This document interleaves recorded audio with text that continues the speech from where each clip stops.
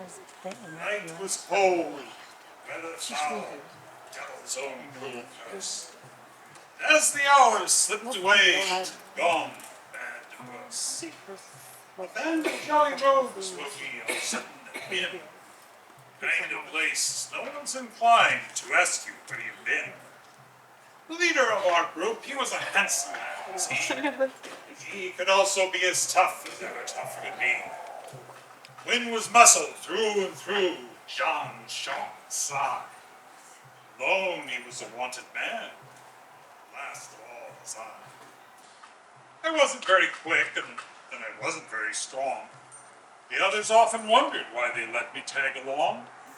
But I could keep a lookout sharp and use my wits to think. I'd run and fetch whatever they need and bring them meat and drink.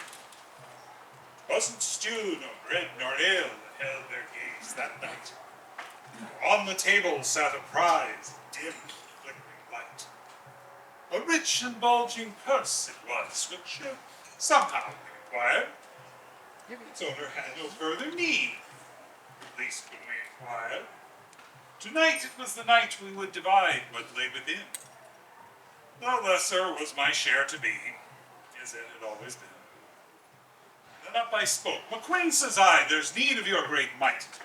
My uncle who does keep this inn has him an awful plight. For in the cellar down below he struggles with a task to bring above his finest ale a great and groaning cask. But time and fate have not been kind. Its weight he cannot bear. If you will add your strength to his, with us he'll gladly share. But have a care as you descend, I warn, the sum he got. For time and moisture, that fifth step, caused to slightly rot." There came a noise and muffled cry beyond the cellar door.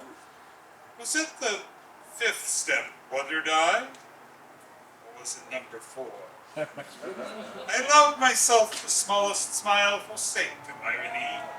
Though we were 5 when we sat down, now 4's our company. And then a young and buxom lass spoke in our leader's ear. "If you will come above with me, I'll bring your night some cheer." "Indeed," says I, "enjoy yourself with this most comely maid. Thanks for all you've done for us, her time is bought and paid." To her chambers they had gone, she looked into his eyes. "I have a special thing for you that's found betwixt my thighs."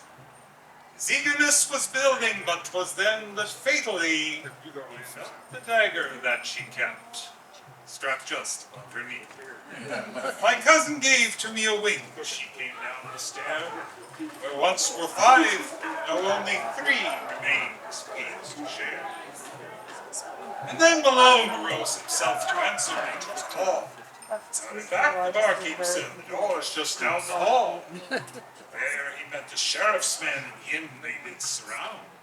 Well, they'd been told by someone that's the place he could be found. People of the town could sleep, their streets would safer be. Though we were 5 when we sat down, now 2's our company. Then John began to wonder where the others all had gone. He was anxious to complete our task before the dawn. "Good John," says I, "be not concerned, let nothing trouble thee, for I have every confidence with them you'll shortly be. But meanwhile let us raise a cup, good fortune for to toast. I know a drink that's just the thing. I'll fetch some from our host." When I returned, "Drink up," says I, "you'll not remember when you've ever had its like before, whatever shall again." Then he raised his cup to me, and I raised mine to him, though careful was I not to let my lip caress the brim. Over backwards John did go, and twixt the curtains land. They say his body ne'er was found, so I understand. 'Tis said the rain is made to fall on good as well as bad, and who was I to answer for the turn of luck we had? The winds of fate are hard to chart, you can plainly see.